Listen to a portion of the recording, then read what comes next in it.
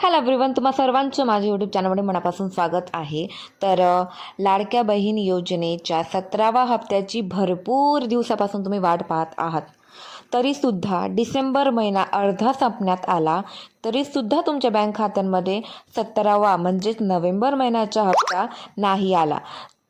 डिसेंबर महिना हा आचारसंहिता लागल्यामुळे तुमचा 17वा आणि 18वा हप्ता हा स्थगित करण्यात आलेला आहे थोड्या कालावधीसाठी.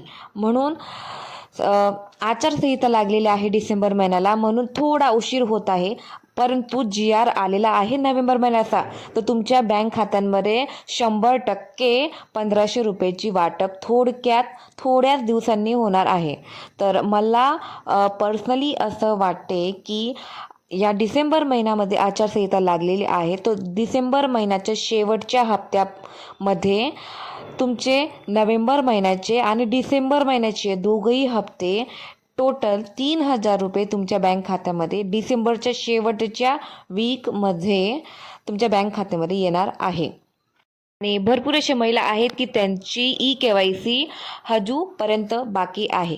तशा महिलांना EKYC लवकरात लवकर करून घ्या, कारण की 31 डिसेंबरपर्यंतची वेळ सरकारने दिलेली आहे की तुम्ही सर्वांनी EKYC करून घ्या. आणि ज्या पण महिलांचे वडील नाही, पती नाही, तशा महिलांना सुद्धा ऑप्शन्स इथं दिलेलं आहे EKYC करण्याचं.